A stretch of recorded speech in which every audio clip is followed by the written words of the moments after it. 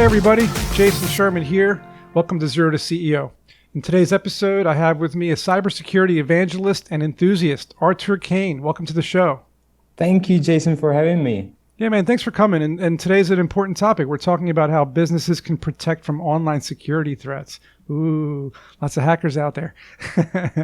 And so I guess the first thing I want to mention is there's a lot of scams and hacks, and that's just part of like the world, right? I mean, that's not even part of businesses. It's just like, even on dating apps, there's like $1.5 billion worth of scams every year. Then you have like websites being hacked. So what is like the number one thing that anybody, forget even just business owners, just regular people can do to protect themselves from cybersecurity threats? Right. Great question to start with. I would call this world a hyper-connected world. And I think that any company and any person who can embrace the way things are today will survive, figuratively, obviously. And this means trying to avoid uploading data and uploading things about yourselves that someone can misuse, right? So think about uploading a photo, a video of you. Do you want your children to be able to see it on the internet? And then when we talk about companies, do you want your systems and data being exposed to the public internet, or do you want to cloak it from the outer world? Yeah, I mean, there was a documentary about Cambridge Analytica and the Facebook debacle of how people's data was just completely misused. I mean, that was a horrible situation. So, I mean, how can companies protect their members or their users from leaks or data privacy, just threats? I mean, this is just, it's pervasive in our culture. So how can we combat it? What do you do? Many users now connect remotely. They often connect from unsecured networks. Companies migrate their infrastructure to the cloud and really removing their critical IT assets from outside of the trusted safe zone of their network, and they're becoming very susceptible to attacks. And there are many ways how we can protect ourselves. And I see a lot of small businesses procrastinating when deploying new cybersecurity technology. They know they should be doing it, but they kind of often see it as very complex and requiring too many IT resources and expertise, while there are tools that really democratized the markets and enable businesses to use something so simple as you would expect from consumer-grade technologies, but with enterprise level of security. And one of those technologies is definitely zero trust. It's not a new concept. If I were to explain it in physical world, we used to protect our buildings with a security guard who would only allow trusted person to get inside of the building. And once this person was inside, they had unlimited access to everything in there. And then later, as a humanity, we embraced having reception desks and cameras, and also physical access cards that would only allow people to certain areas and certain doors. And the zero trust concept is really just that in the digital world. We're not allowing everyone with unlimited or providing anyone with unlimited access.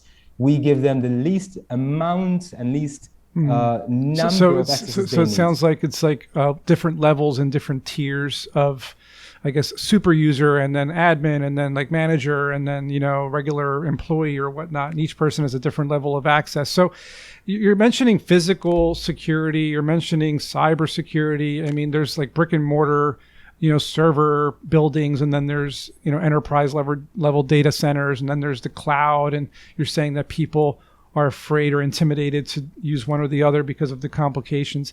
But here's the thing. Everybody knows that data breaches happen. I mean, hospitals get hacked, colleges get hacked, government agencies get hacked, and the list goes on and on and on and on.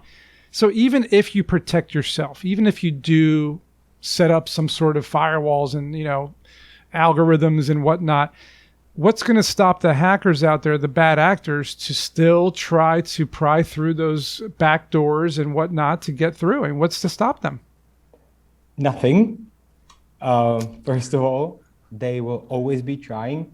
And sometimes, even with the best policies and best technologies that we can implement, there will always be, I call them goofy users. So sometimes, maybe due to some flaw in the design, maybe an engineer made a wrong decision when they were under pressure to deliver on time.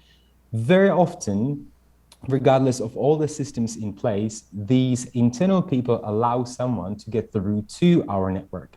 So education is a big part of prevention, but again, that doesn't answer your question, right? But when you say education, like I want to get into that. So this is important, right? Because education for any industry or company or business or pathway to hacking you need to know what it is to do. So are you saying that as a business owner, I should look at, okay, so here are the entry points, right? Here's where I have my data. Here's where I have my sensitive information.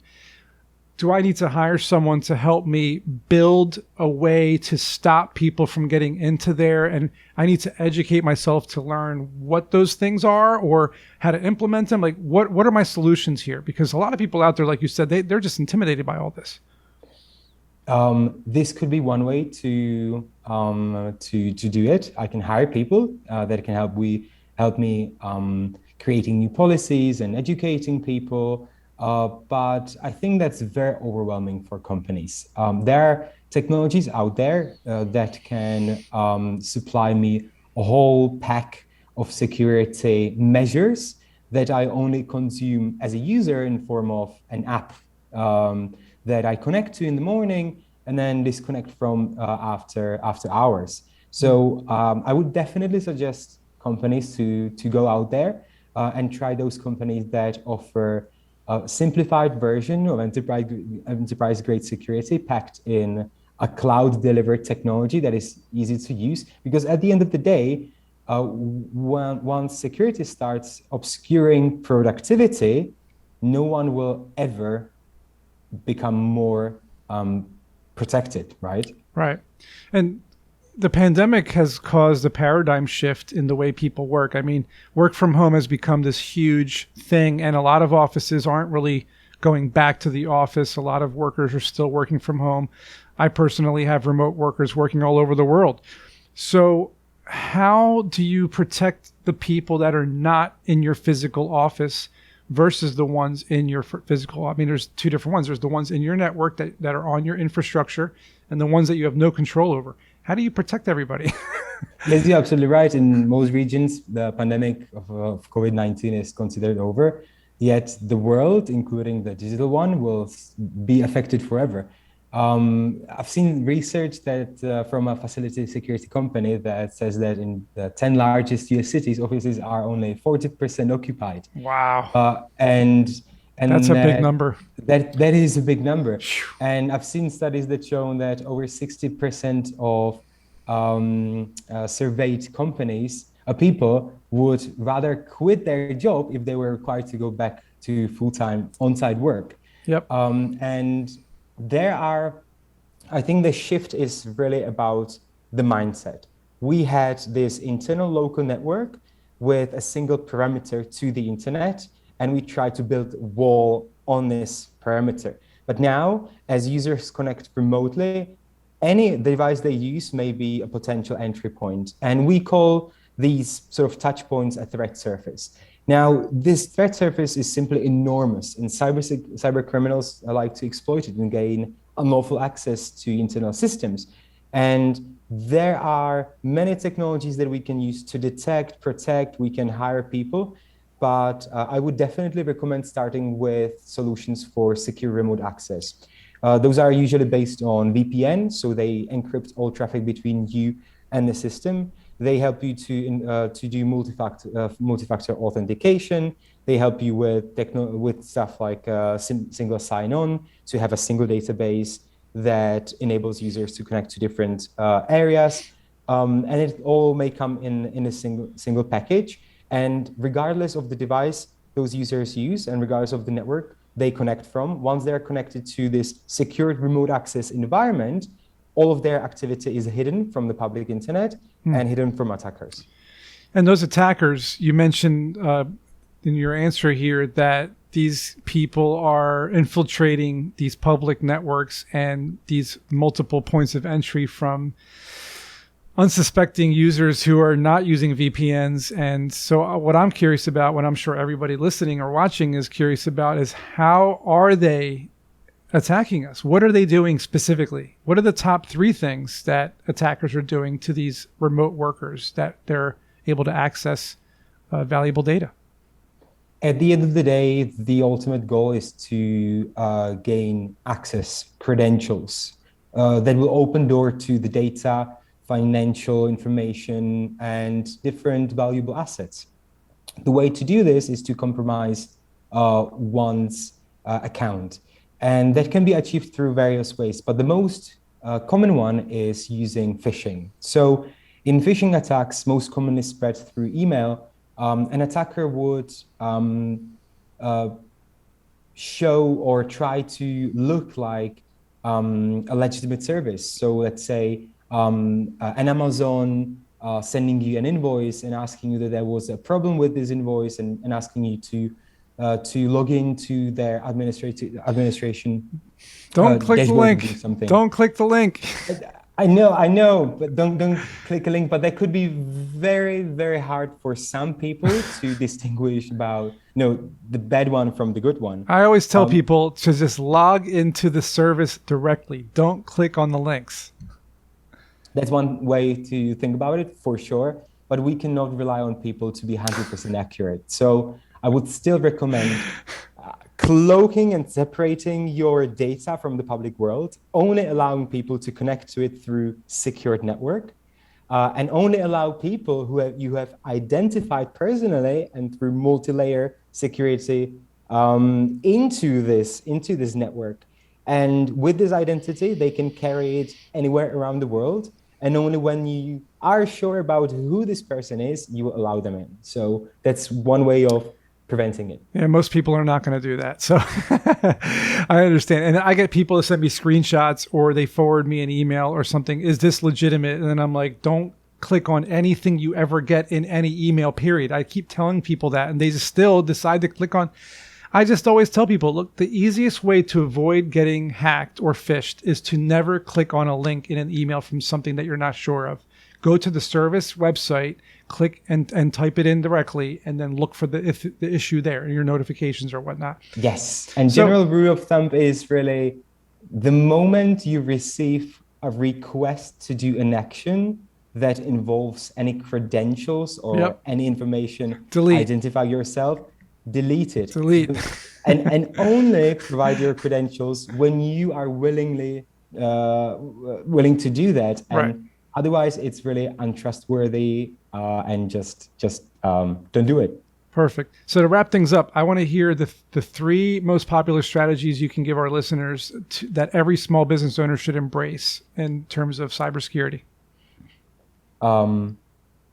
Download a software that creates an encrypted tunnel through which you can connect to your public-facing databases and applications. Provide and work with strong passwords and use multi-factor authentication. And cloak your systems from the public internet. And number 4 is educate your users on where to click and where not to. Love it. I think those are great strategies. People should be actually listening to this and doing it. Just do it. So tell us a little bit about your business or your company, a website where people can find you, any discount codes you might have. Sure thing. So I'm with Good Access, which is a secure a company that we do secure remote access for small businesses. We very much tailor the technology to be suitable for SMB needs. So there's no IT and expertise needed. And the technology is super simple. It takes 10 minutes to deploy. Everything is done in the cloud. All you do is just download an app, and whatever location and device you're using to connect to your systems from, you will always be secure. We have a free account that you can use forever free for up to 100 users. And if you decide to go for our paid subscriptions, we have a promo code called Boots20 that will give you 20% discount on the first purchase. Nice. You guys heard our tour. BOOTS20, Boots20 at goodaccess.com to get 20% off. Sounds like a no-brainer, 10-minute install or whatnot for the app, and cybersecurity hackers go away. Love it. Awesome, Artur. Thanks a lot for coming. And as always, we will see you guys in the next episode.